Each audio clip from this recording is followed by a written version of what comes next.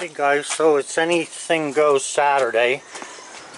So the first thing we did was clean up Bullseye's kennel. I usually use Clorox. I used to use Pine Sol, but that I found out makes him sick. The Clorox doesn't. So his kennel's cleaned out. I actually have a drain there that goes into a sewer system for him, a septic system. So we got to take Bullseye out again. It was raining, it's supposed to rain again, but it stopped for the moment.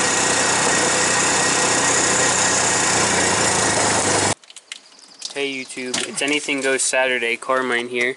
So, we're doing spark plugs. As you can see, spark plug gap is 60 thousandths of an inch.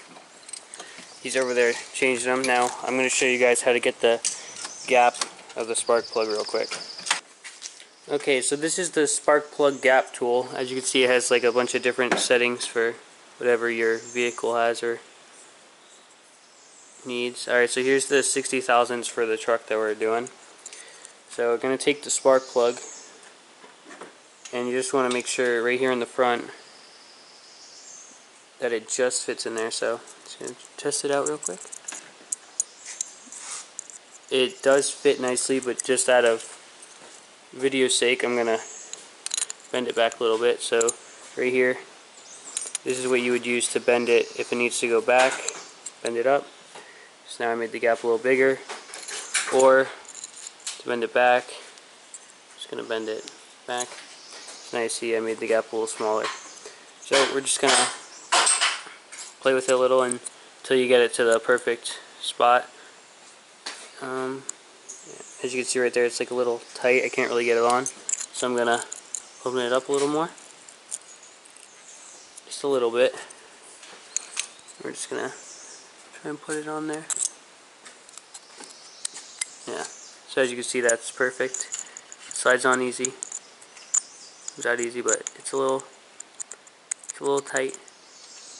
You don't want it too loose, and you also don't want it so it can't get on. So you just got to mess with it. This is an old spark plug, but just use the gap tool to bend it either back or to bend it forward to get it to the gap size that you need. That's it. Here, do this new one.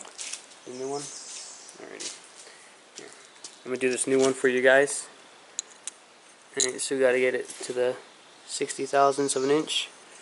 As you can see, it's a new one, so it's not going to fit on right away. Yeah, it's very small. So we're going to take it and we're going to put in this.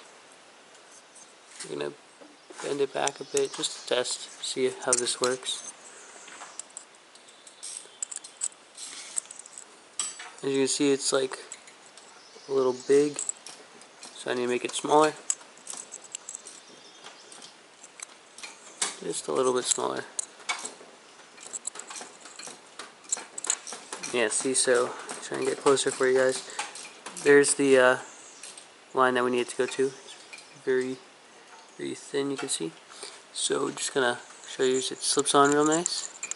So this is a good fit. I know it's hard to like show you guys really this angle, but it goes on good and it comes off. And it's like a little tight, which is good. Alright, so that's how you do it. So this is the new spark plug. So I'm just doing this, and then he's putting them in and stuff. So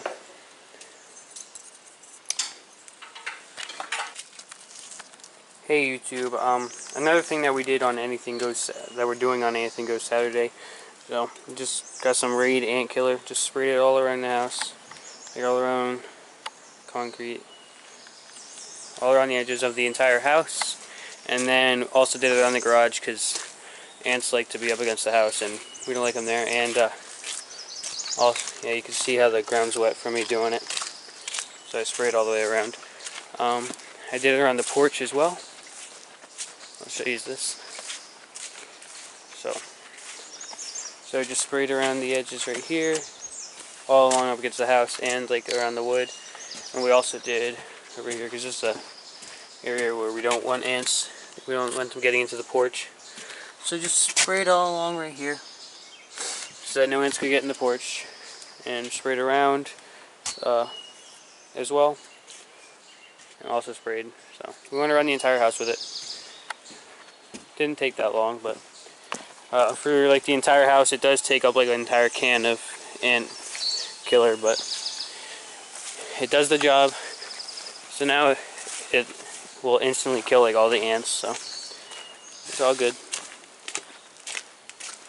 And we do have the grill warming up here.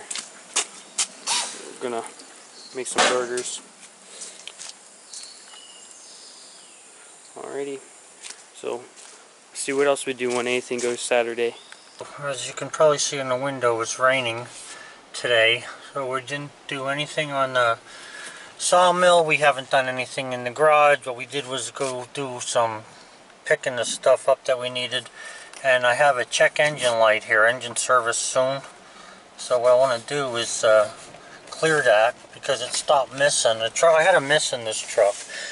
And it's no wonder. The truck is a 2002. So I've had it 16 years. Never changed spark plugs in it. So I changed them today and that fixed it. So I shut the truck off right now. I'm going to go get a meter and clear that code and see if it comes back up. I doubt if it will. So guys, just in case you're wondering, Joe, you didn't change the spark plugs for 16 years? That's right, because that's the original mileage. And when I bought the truck, and it had these fancy double iridium plugs in it, I think they're just, I don't know if they're double iridium, but the ones in the truck were iridium. They were supposed to last for 100,000 miles. So, geez, it didn't even last me the warranty. I'm at 78,000, so it didn't go to 100,000. But I guess I can forgive them after lasting 16 years. So that's why I hadn't changed them. But I did change everything else on the truck, you know, at the time that was due. But the spark plugs were supposed to last. So anyway, you can see there's no check engine light, nothing coming up there. And I just had the meter on it. There's no trouble codes in the truck at all. So everything is fine. I think that was a seatbelt light flashing. So we're in good shape.